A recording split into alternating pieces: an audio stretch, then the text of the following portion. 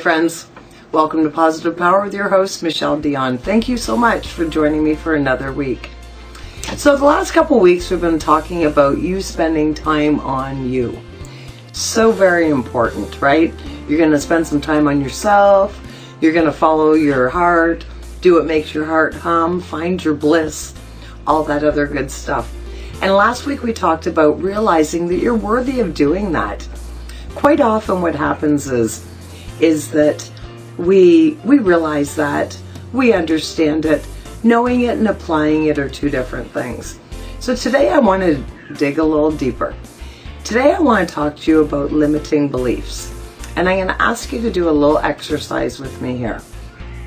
I want you to close your eyes and I just want you to think for a minute what your environment was like from conception to 5 years old. What was your environment like? So imagine what your mom was going through when you were in her tummy. What kind of emotions was she feeling? Was it a wonderful pregnancy? Was it a surprise pregnancy? Was money tight? Was money abundant? Was she in a healthy relationship? Was she in an unhealthy relationship? All those emotions, all those surroundings, all transfer to you. Then you were born. Then what? Then what happened? What kind of environment were you born into? Was it stressful for her? Was she living a hard life? Was there a whole bunch of kids packed in together, or were you an only child? Right? Was there abundance or was it a struggle? Was she stressed a lot?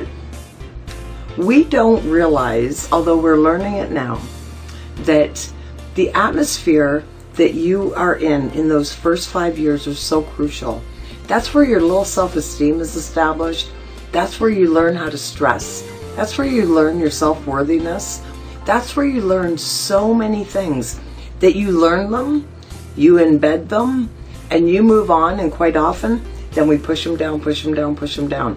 Or we don't even remember that it happened, but it happened. So I want you just to take a minute and seriously do that. If you have to pause the video, pause the video. But just think about what was that surrounding. So for me, for example, I was the 6th out of 7th child, and I had a different father than the 5 children in front of me.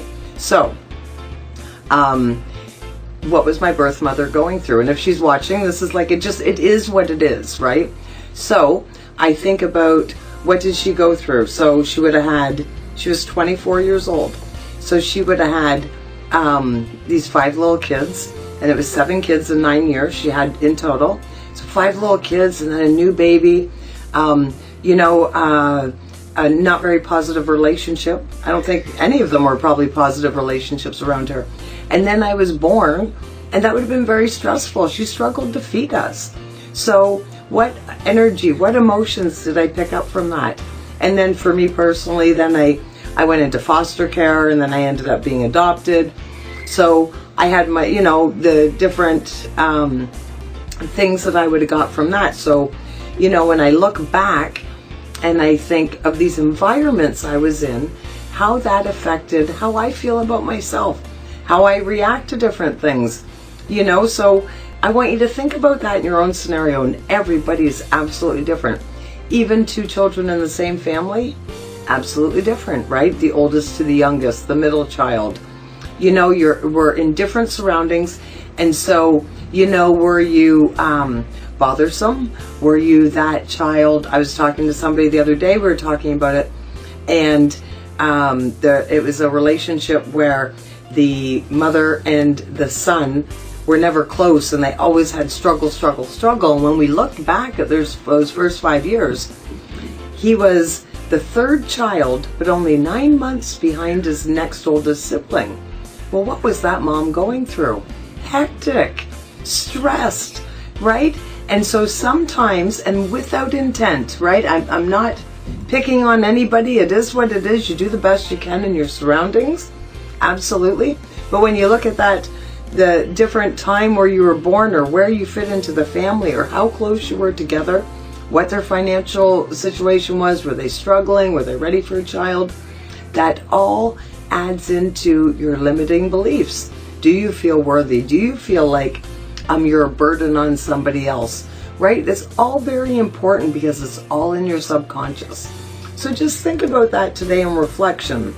And then sometimes, when you think about that, you might be more compassionate to that parent, right? You might be more compassionate to the parent, and it might just make sense of where you struggle in relationships or where relationships are really strong, right? So with me, with my birth mom, we've reconnected.